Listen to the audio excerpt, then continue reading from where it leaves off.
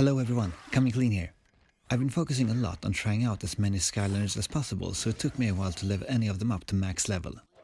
I finally have those, so I thought I'd make a video about which ones they are, along with my impressions about how stronger I think they've gotten. Let's get right into it.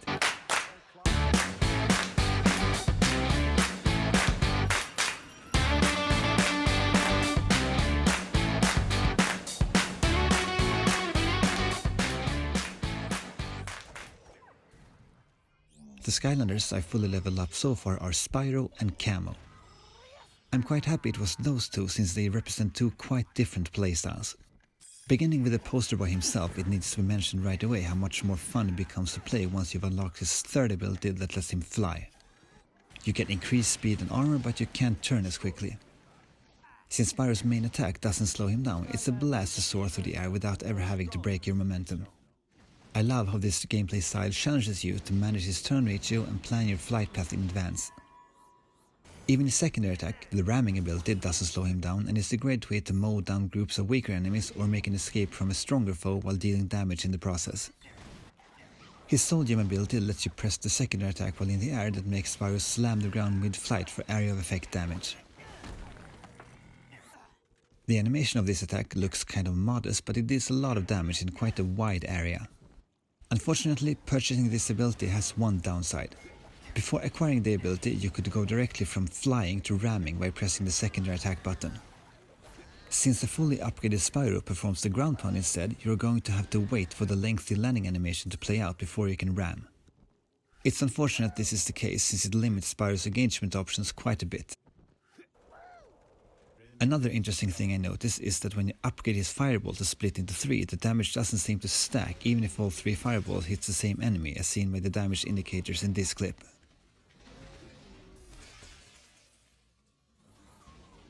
You can however hit up to 3 enemies at once, which leads to more damage overall when fighting multiple foes. The middle fireball can be upgraded to explode on impact and to travel further, but even with this upgrade the range is limited. I went for his sheep burner path that enhances his main attack. It seemed like a logic choice since I like flying so much and his main fireball attack can be used mid-flight. It is also the ability you will most likely use most of the time overall. By holding the main attack button you charge up Spyro's main attack. This move is underwhelming to say the least. It doesn't travel through the weakest of enemies and it only does slightly more damage than the middle fireball of his main attack. You can however hold the charge at the same time as you either fly or use his ram ability.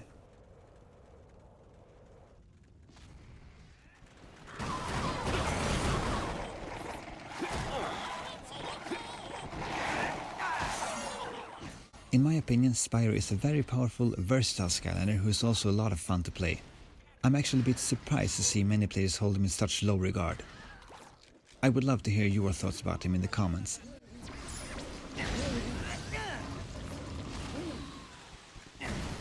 Let's move on to Camo.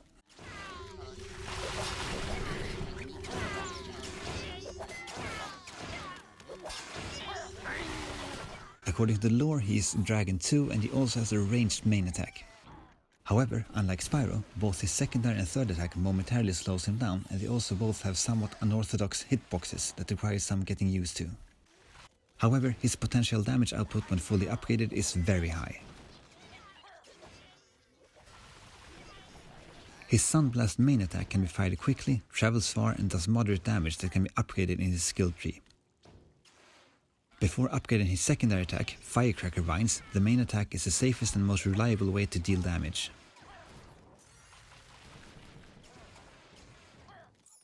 The upgrades for Firecracker Vines though makes all the difference. The basic concept of the attack is that Camo spins around and unleashes a vine from his tail that travels along the ground and eventually sprouts exploding fruit. If you fire while standing still, Camo is locked in place for a while, and if you fire while moving he will slow down but also keep moving forward with no way for the player to alter his trajectory. The long startup animation is one of the attack's weaknesses, the other being that even fully upgraded it doesn't damage enemies directly in front of you since the attack's hitbox starts further away from Camo. You can however hit shielding enemies in the back since the vines travel through them. Also worth mentioning is that before you upgrade the firecracker vines, you actually deal more damage per second with your main attack, and it also gives you more mobility since each exploding fruit deals about as much damage as a sunblast projectile. If you choose the firecracker vine upgrade path like I did though, it turns the attack into a completely different beast entirely. The upgrade that gives you 2 vines is the most important one. Since you now much easier can hit multiple enemies with a single attack and also a single enemy with multiple fruit, the attack becomes a much more viable option. It's still slow and requires some precise timing, but it can create some real carnage. Every engagement Camo enters should start with this attack. When enemies are closer to you, the firecracker vines are much more cumbersome and risky to use. That's where Camo's third ability comes into play. This attack is called Melon Fountain. Camo briefly buries himself underground, and when he emerges, he throws a couple of exploding melons away from him. The hitbox of this move is limited to the paths of the melons, so the attack doesn't really damage everything around you. It does have one huge advantage though: invincibility frames. From the moment the attack animation starts until the melons are tossed away, Camo will not take damage from his enemies.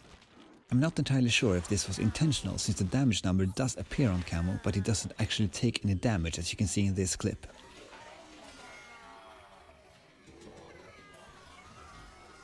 If your timing is on point, you can more or less abuse this move as long as you can predict your enemy's attacks. Obviously this becomes harder the more enemy sets around you, since the attacks are more plentiful.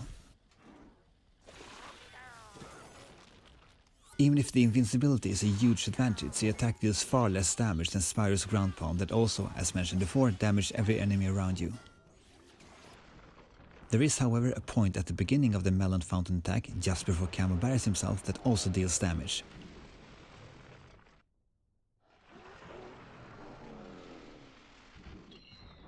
Taking that into consideration, along with the invincibility, Melon Fountain is an attack that is most effective when used in close proximity to multiple foes.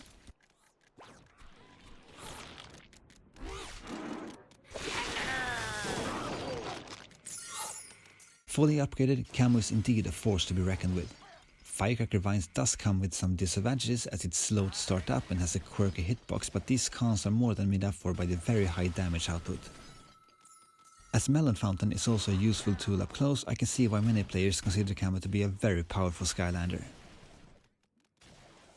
If I were to sum all this up, I would have to say that out of these two, Camo is probably the more powerful one. I do however like Spyro's straightforward moveset and general playstyle, so I would have to say that to me he's the most enjoyable to play as. I would love to hear what you think of these two Skylanders. Please let me know in the comments. That's actually it for this video. I hope you enjoyed it. I upload content weekly about Skylanders and other similar franchises, so if you think that's something that you'll enjoy, then consider subscribing to my channel. Thank you very much for watching. My name is Coming Clean, and I will see you next time. Take care.